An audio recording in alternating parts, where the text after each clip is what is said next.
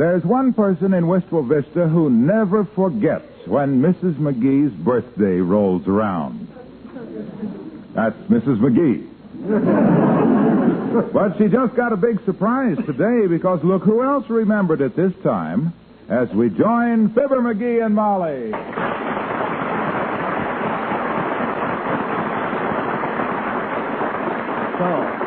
So happy birthday, baby. From me to you with love and kisses. Oh, McGee, you darling. You didn't forget this year after all. Forget? How could I ever forget my little wife's birthday? Well, I've asked myself that question every time you've done it. Well, I took no chances this time, Tootsie. I had so many strings tied around my fingers, the guys at the Elks thought I was crocheting a doily. Go on. Open up your present. My goodness, I just... Go ahead, open it up. Oh, it's a beautiful blouse. Yep, you like it? Yeah, well, yes. It's very unusual. Yeah, you won't see that blouse on every woman on the street. No, you don't often see a color combination of green stripes and yellow polka dots on a lavender background. How'd you happen to pick it out? Oh, I just knew it would strike your fancy, kiddo. Those are the same colors that were in the necktie you got me for Christmas. Well, so they are. Yeah. Well, you've made this a wonderful birthday, dearie. But you haven't heard the big surprise. I've been saving it. Another present? Better than that, even. Look, my dear, in honor of this is the woman I love's birthday, I'm going to cook you a dinner party tonight. You're going to cook? Yeah. Oh, no, McGee. Huh? It's too much trouble. No, don't you worry, baby. Nothing's too much trouble for my little wife. Doc and Latrivia are coming over, too, and Wally Wimple and Mort Toops is out of town, but his wife accepted, and they're Yeah, awesome. but McGee, now, look. I'll cook the dinner. Let me cook it. On your birthday? No, sir. And, boy, what a wing-ding this will be. I even got a French cookbook, Molly. All wrote out in French. You can't read French, dearie. Who needs to read? This cookbook's got pictures. Look, what would you say to a nice big bowl of lobster thermostat for the main course? No, McGee, you can't get lobsters now, not unless they're flown out from the east. I'm afraid you're a little confused, Tootsie. Lobster's a sort of a big shrimp with a heavy corset on. They can't fly. I mean, you can't get them at the market. Well, I'll work out a menu. Get your hat and let's go down to the market. I got to get started. Look, dearie, look, now, why don't we just take our guests out for dinner tonight? I'll phone the Ritz Vista Hotel and reserve a table in the sump room. You know, the sump room... No. No, sirree. No hotel food for my wife on her birthday. I'll cook the dinner. Besides, remember the last time we ate in that sump room? When that waiter come charging in carrying a 4-foot sword? On it was stuck a leg of lamb, a slice of eggplant, a dozen mushrooms, and a small busboy that got in his way? I like to left over the kid with the keys trying to get out of it. Come in. Hello there, kids. Hi, daughter. Hi, Johnny. Well, hello, Mr. Oldtimer. Hey, Johnny, I got your invite to the party tonight. Good. It's going to be formal or informal? Brown tie, old-timer. Oh, nabs. Thought I'd get a chance to wear my cutaway coat and my boiled shirt with a Gates Ajar collar. Yeah? I used to cut quite a figure of that cutaway when I was a kid, kids. Played all the toms in my college days. I didn't know you were a college man. What college did you go to? All of them, daughter. I didn't enroll, I just went for the prom. The girls saw me, their hearts used to flutter. Many's the time I went pitty-pat. You mean they went pitty-pat? I did, daughter. They'd fling themselves at my feet, and out of pity, I'd give them a pat. You must have been quite a ladies' man, old-timer. I'd like to see you back in them days. No, I still dream about it, Johnny. Yeah? Other night I put on my old college smoking jacket with a velveteen braid, lit a cigar, and fell fast asleep. Fell asleep. Yeah. I dreamed I was leaving the prom again. Cutting a real fancy. Oh, how sweet. All of a sudden I woke up and there I was. Just a lonely old man in my smoking jacket and smoking pants.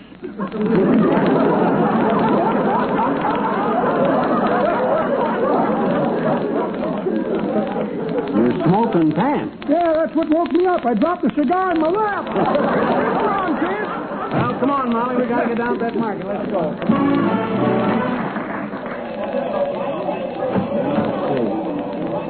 Okay, Bud. Wrap up them shakes up. I'll take both of them. Yes, sir. My, they're beautiful. But steak is so expensive, dearie. Oh, so what? It's only money. We'll put off buying a new car till next year. When I throw a dinner party for your birthday, by George, look, dearie, there's Dr. Gamble. You who, Dr. Gamble? Well, hello, Molly. Happy birthday. Thank you, Doctor. Oh, hi, Button Popper. I didn't see you standing over there. I thought that was a side of beef with a hat on. My, your shop is a surgical sponge today. I suppose you're here to buy yourself a little afternoon snack. Yeah.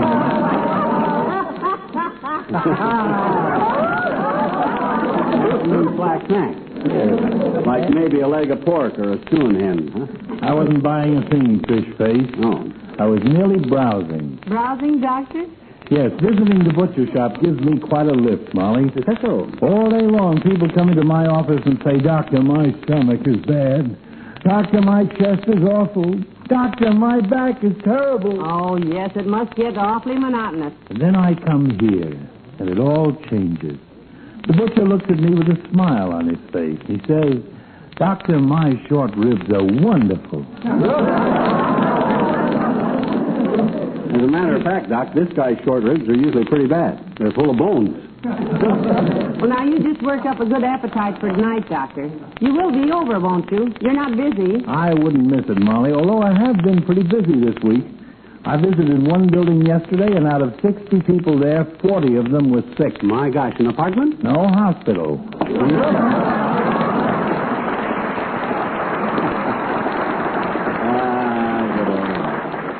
Good old Docky. Look at that waddle, Molly. How so many square meals can produce such a round shape beats me. Well, I think we got everything now, Tootsie. Let's have a streetcar and get back there. Hi, McGee. Happy birthday, missus. Thank you, Ole. Nice to see you. Hi, Ollie. Hey, you and your wife coming to dinner tonight, eh? We're setting a plate for you, boy. Well, put some groceries on it too, McGee. I'll be there. My missus, though, she's out of town this week. Oh, dear. Well, we'll miss her, Ole. Say, how are the children these days? Well, I hope. Well, I hope so too, missus. My daughter Christina, she gets big honors at high school this week. Oh? They make her share loader for the football games. Yeah? Cheerleader, eh? No, share loader, McGee. Oh. She loads shares on a truck for the cheerleaders to sit on. She likes football, does she? Well, you know kids, missus. She loves it this week. She says she goes to watch her baby play. Oh? Christina's baby is a fellow named Beef Toskalinsky that spends his weekends eating me out of house and icebox. Well, cheer up, Ole. Football season ends Thanksgiving. She'll probably drop him then. Sure, but then comes basketball, missus. All winter I get some big lummox 8 feet high walking around knocking down chandeliers with his big square head. How does Christina get interested in horse racing? Now, jockeys I could throw out in the street.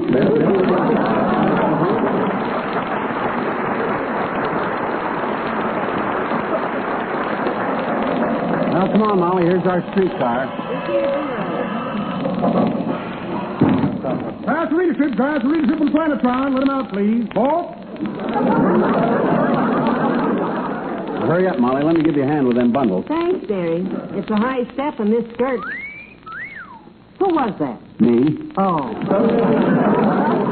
Here, I have the change, conductor. Here. Let's sit right here, kiddo. All support, Richard. All support, Richard, Dr. Packlepan. Well done for Cleveriston. What did he say, dearie? 14th Street.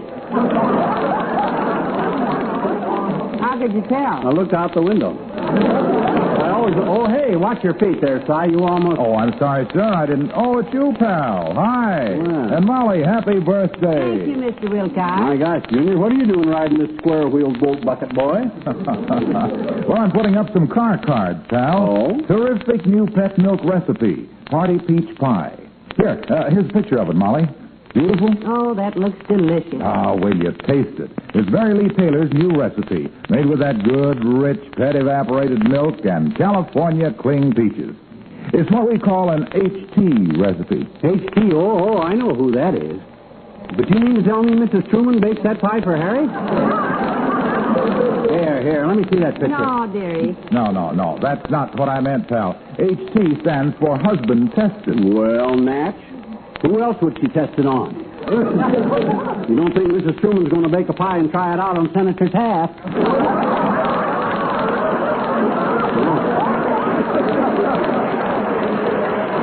That's the silliest idea I ever heard of. No. Look, pal, whatever your politics, everybody likes this party peach pie. Like everything else you make with Pet milk, which is just good, sweet country milk concentrated to double richness, Pet's party peach pie is just crammed full of goodness. You fascinate me, Hilo.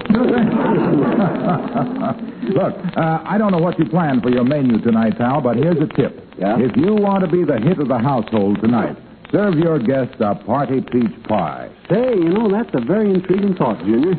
Not very well expressed, of course, but I gather you're trying to say that party peach pie is a piece of a party pie, and if you want to be the pet of the party and perk up the proceedings, I just pop out with pet the party peach pie, which peps up the people, punches up the party, and makes old Papa pit.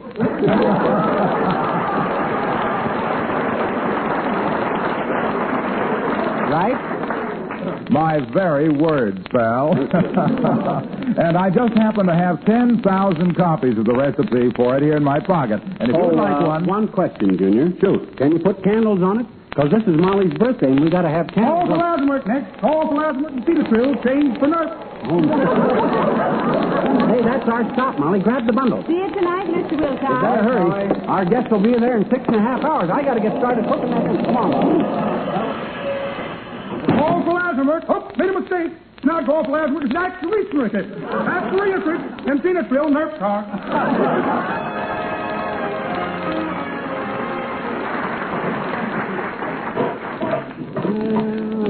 Let me see here. Maybe if I fix the salad next. No. Better get the vegetables ready first. No, I think McGee, now, if you just let me help you a little bit, get things started. The guests are already here. No, sir. I'll fix this dinner, Tootsie. This is your birthday. You go entertain the guests. I'll holler if I need anything. Well, good luck, dearie.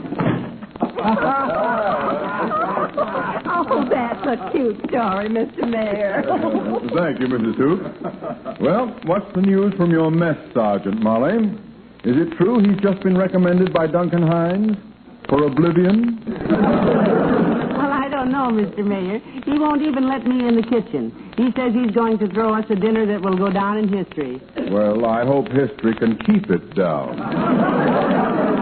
My experience with McGee's cooking has been rather dreadful. Hey, Molly, where do we keep the... Oh, hi, fellas. Happy Molly's birthday. Hi, Ole. Well, you stupid Roscoe from the Waldorf. Ain't you dressed a little early for Halloween, McGee? Very funny, Ole, very funny. Oh, McGee, just look at all the beautiful presents they brought me. Oh, boy, that's a lot of loot. Well, you boys make yourselves at home. I got to get back to... Oh, say, I nearly forgot what I come out here for, Molly. Where do you keep the bristly, kiddo? Keep the what? The bristly. Goes in the recipe I'm whipping up. The direction says to mix ingredients and stir briskly for 5 minutes. I can't find any briskly out there. Dearie, that just means to stir it fast. Fast or slow, Molly, I can't stir it until I can find it. If we're out of briskly, have Wimp run down... Oh! Stir it fast. Oh, I get it. Well, back to work. Let's see, it's 8 o'clock now. Let's make up a pool on what time the kitchen blows up. Well, I'll say 8:30. Half an hour more out there, and you'll certainly have boys. No. Huh? No gambling. Would anyone like to hear a funny story? Well, this is a very funny story about two Irishmen. Well, I know a yoke about two sea fellas, but I forget what happens to them. Well, this is two Irishmen, Ole. It seems there were two Irishmen named Pat and Mike, and... Hey, Molly, where's the mayonnaise? In the refrigerator, dearie. Okay. And Pat and Mike worked on the highway, and Pat drove a steamroller. Who, Mr. Wimple? Pat, Mrs. McGee. You know, Pat and Mike. Pat drove a steamroller. Hey, Molly, where's the sugar? In the sugar bowl, dearie. Oh, yeah. Now, you keep the seat. I'll find it. drove a steamroller, and one day while Mike was working... Oh, Mr. Wimple? Mike, Mrs. McGee, the fellow who's been patting all the stories. One day... Hey, Molly, where's the egg whites? I need 6 egg whites. Have you looked inside the egg? That's a good idea, thanks. One day, while Pat and Mike was working... Oh, dear. Hey, Molly, where's the mop? On the back porch. Look, dearie, why don't you let me come out there and help you with the No, sir, dinner? you stay right where you darn are, Tootsie. This is your birthday, baby. So, Pat fell down one day in front of the steamroller. Hey, Wally, is this the story where the foreman knocks on the door at Pat's house? Oh, yes. And he says, Mrs. O'Brien, your husband has been run over by a steamroller. Yeah. And Mrs. O'Brien says, well, just slip him under the door. Is that the story, Mr. Wimple? Yes.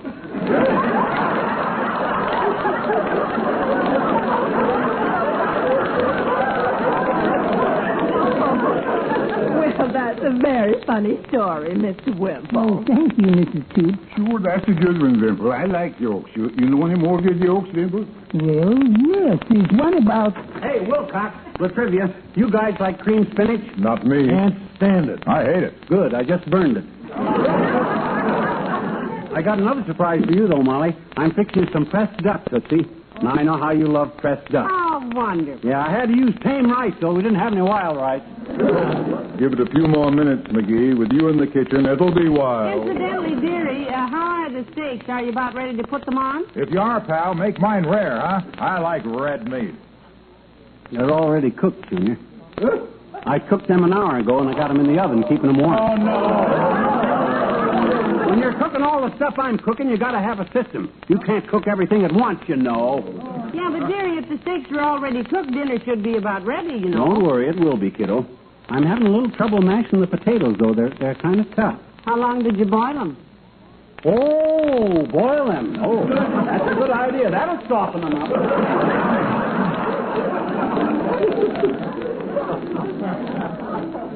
Wally, you know any more jokes? If somebody tell a joke, I feel like crying. Well, one time there were 2 other Irishmen named Terence and Timothy, and... Hey, Molly, we got any chutney? Chutney? For what? For the lamb curry, kiddo. Lamb curry with steak? Well, to tell the truth, Latriv, the steak's got a little dried out. Kind of woody. So I chopped them up fine and switched to lamb curry. Oh, I got a terrific recipe for lamb curry, only I'm using chopped steak instead of...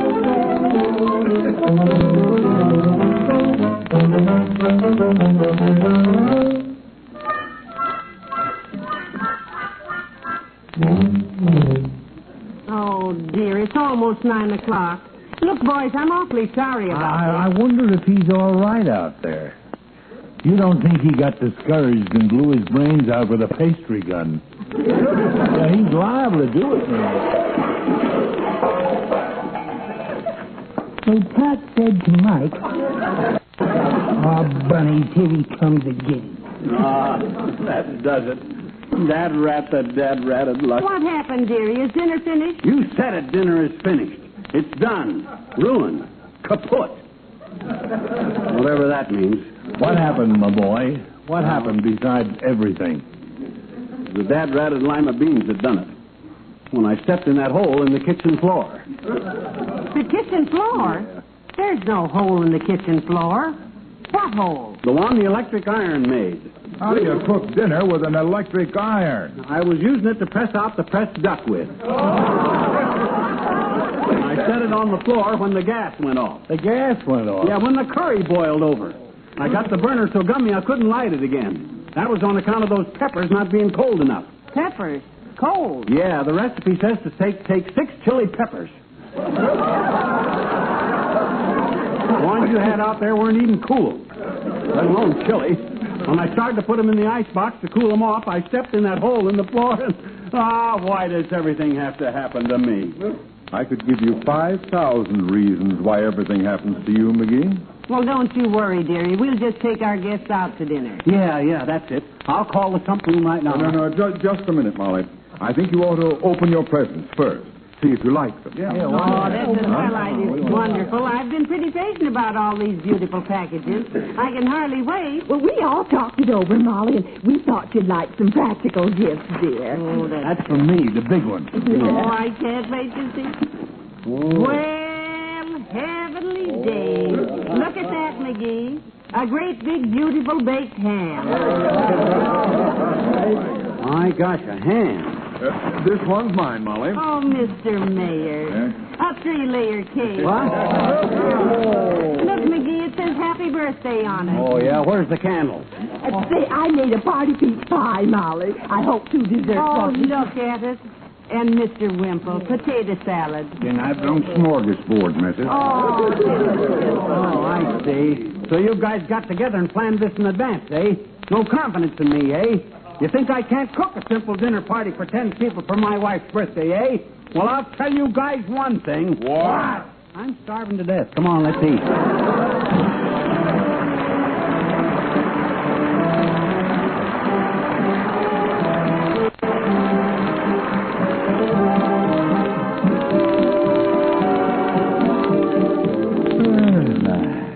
I'm really ready for the sack, Tootsie.